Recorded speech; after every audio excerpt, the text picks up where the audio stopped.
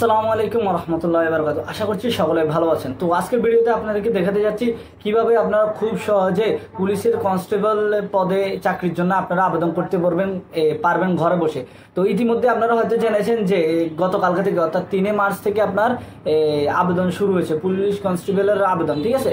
তো আমি আজকের ভিডিওতে সেটি দেখাবো যে কিভাবে আপনারা এখানে আপনারা আবেদন করবেন এবং আবেদন করতে আপনাদের কি কি যোগ্যতা লাগবে এবং কয় তারিখ পর্যন্ত এই আবেদনের ডেট থাকবে, ঠিক আছে। তো এই আবেদনের ডেট আপনার শুরু হয়েছে গতকালকে থেকে 3 মার্চ থেকে এবং শেষ হবে আপনার 18 মার্চ, অর্থাৎ খুবই সংক্ষিপ্ত একদম সময়, অর্থাৎ 15 দিনের মতো সময় দিয়েছে।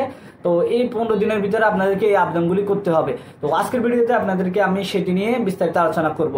তো চলুন বেশি না করে ভিডিওর স্ক্রিনে আরো বিস্তারিত বলি।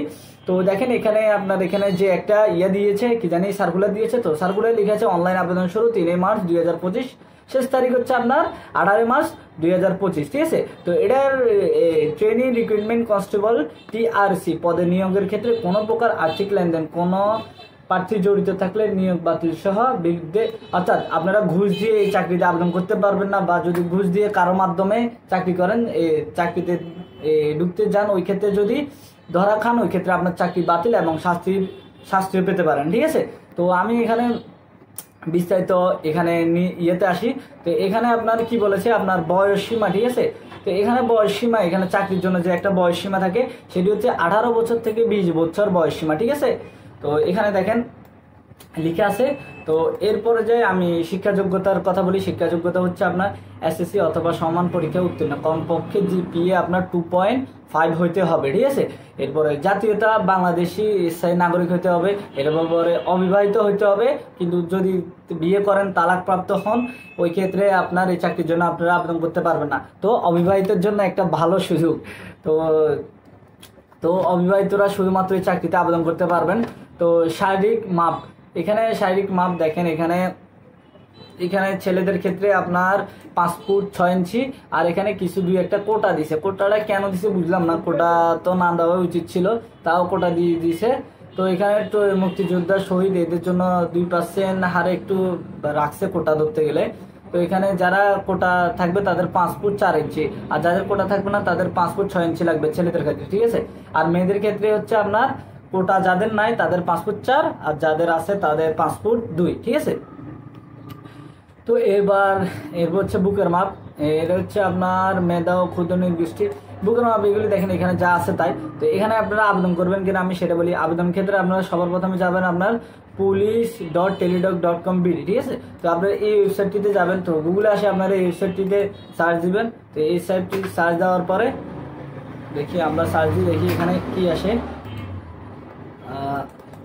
একটু সার্ভার স্লো। তো দেখেন আসছে। তো এখানে আসার পরে দেখেন আমরা দেবো টিআরসি, এখানে দিব ট্রেনিং রিক্রুটমেন্ট কনস্টেবল। তো এখানে দেওয়ার পরে সার্কুলার আছে বেসিক ইনফরমেশন, আমরা দিব কি অ্যাপ্লিকেশন ফর্ম, ঠিক আছে। তো আমরা অ্যাপ্লিকেশন ফর্মে দেওয়ার পরে দেখেন এখানে রিক্রুটমেন্ট এখানে সিলেক্ট করতে হবে। তো সিলেক্ট করার পরে এখানে দেখেন আপনার নেক্সট দিবেন। তো নেক্সট দেওয়ার পরে দেখেন এখান থেকে যে অপশনগুলি আছে তো এগুলি আপনারা সিলেক্ট করবেন, ঠিক আছে। তো এখানে যা যা চাইছে এগুলি সবগুলি ফিল আপ করবেন, ঠিক আছে। তো ফিল আপ করার পর লাস্টে শুধু এখানে কোডটা বসাবেন। কোডটা বসানোর পরে এখানে নেক্সট দিবেন, ঠিক আছে। তো নেক্সট দেওয়ার পরে আপনার মোবাইলে একটা আপনার নির্ধারিত কোড যাবে, কোড যাই গেলে এটা কনফার্মেশন হবে, মানে একটা ওটিপি যাওয়ার পরে আর কি। তো এরপরে যখন আপনারা দিবেন তো এখান থেকে বাকিটা হয়ে যাবে। এরপরে আপনাদেরকে একটা ফর্ম দিবে। তো এই ফর্ম দিয়ে ফর্মের যে একটা দেখবেন অ্যাপ্লিকেশনের আইডি থাকবে পেমেন্টের জন্য, সেই আইডিতে দিয়ে আপনারা পেমেন্ট করবেন। তো পেমেন্ট কিভাবে করবেন সেটি আপনাদেরকে দেখাচ্ছি। তো পেমেন্ট করার জন্য সবার প্রথমে আপনাদেরকে দেখেন আমি একটু তো পেমেন্টের ক্ষেত্রে আপনার শুধুমাত্র 40 টাকা লাগবে, ঠিক আছে, কমপক্ষে 40 টাকা, ঠিক আছে। ওই যে কোনো একটা টেলিডক সিম থেকে আপনারা পেমেন্ট করতে পারবেন। তো টেলিডক সিম আপনার হতে পারে, যে কারো হতে পারে। তো অনেক সময় অনেকে টেলিডক সিম থেকে পেমেন্ট করতে গেলে অনেকে বলেন যে টেলিডক সিমটা কি আসলে নিজস্ব লাগবে নাকি। তো এখানে টেলিডক সিমটা নিজস্ব লাগবে না, টেলিডক সিম কিন্তু আপনি যে কারো থেকে নিতে পারবেন, কিন্তু ওই টেলিডক সিম আপনার কমপক্ষে নিম্নে 40 টাকা ব্যালেন্স থাকতে হবে, অর্থাৎ 40 টাকা ওদেরকে পেমেন্ট করা লাগবে, ঠিক আছে। তো দেখেন এখানে লিখে আছে 40 টাকা ব্যালেন্স রয়েছে এমন একটি টেলিটক সিম নম্বর হতে 2টি SMS প্রেরণ করতে হবে। ঠিক আছে, প্রথমে লিখবেন টিআরসি বড় হাতের ক্যাপিটাল লেটারের, এরপর লিখবেন আইডি নাম্বারটা লিখবেন আপনার, এরপরে আপনার এই কোডটা পাঠাবেন টিআরসি স্পেস দিয়ে, এরপর ইউজার আইডি দিবেন। ওই অ্যাপ্লিকেশন যেটা সাবমিট দিবেন ওটা ওখানে একটা ইউজার আইডি আসবে আপনার। ঠিক আছে, তো এরপরে আপনারা 16222-তে সেন্ড করবেন, এরপরে যাবে, এরপরে আপনাদেরকে ইউজার আইডি আর পাসওয়ার্ড দিবে, ঠিক আছে, পিন দিবে। তো এরপরে আপনারা আবার সেকেন্ড ওখানে রিটাইপে লিখবেন, মানে সেকেন্ড মেসেজে লিখবেন টিআরসি বড় হাতের, আবার স্পেস দিবেন, এরপরে ইএস লিখবেন, এরপরে স্পেস দিবেন, একটা পিন নাম্বার পাঠাইছে যে ওই পিন নাম্বারটা আপনারা এখানে দিবেন, এরপরে সেন্ড করবেন। ঠিক আছে, এরপরে যাবে গা। ঠিক আছে, তো এই পিন নাম্বার লিখলে এখানে যাবে গা।